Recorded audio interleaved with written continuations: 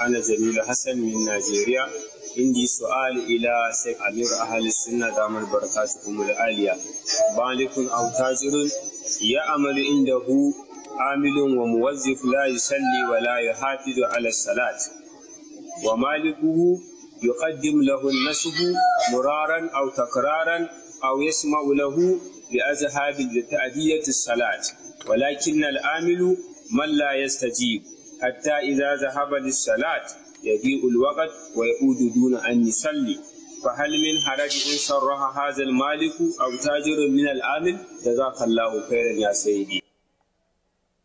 ماشاءاللہ.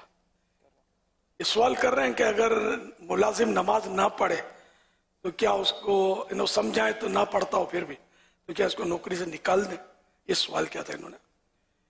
تو اس کا ہمارے یہاں یعنی کہ کوئی نماز کا ان سے اجارہ ہوتا بھی نہیں ہے، نہ اس کا عرف بھی نہیں ہے کہ بے نمازی کو نوکری سے نکال دیا جائے. اس کو بے شک نیکی کی دعوت دیتے رہیں، نماز کا کہتے رہیں، بالکل نماز پڑھنی چاہیے، نماز فرض ہے، مگر یہ کہ نماز نہ پڑھنے کی وجہ سے نوکری سے نکال نہیں سکتے.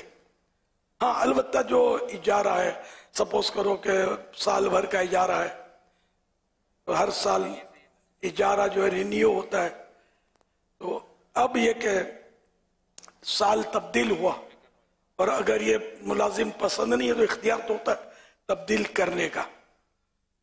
تو یہ البتہ کرنے میں تو ویسے بلا وجہ بھی اگر جب اجارے کا ٹائم پورا ہو گیا اور ملازم تبدیل کر دیا تو گناہ نہیں ہے. تاہم یہ کہ ہمدردی کرنی چاہیے. ایک بیچارہ مطلب ملازم ہے، بڑی آس لے کر آپ کے پاس آیا، بچوں کی روزی کما رہا ہے، اور سال بھر کے بعد جبکہ آپ کا کام بھی پورا دے رہا اور آپ اس کو بالکل روڈ پہ کھڑا کر دیں تو یہ مناسب نہیں ہے. نماز کی بس ان کو دعوت دیتے رہیں، نیکی کی دعوت دیتے رہیں. واللہ تعالی اعلم ورسولہ اعلم عز وجل وصلی اللہ تعالی علیہ وآلہ وسلم. صلو علی الحبیب صلی اللہ علیہ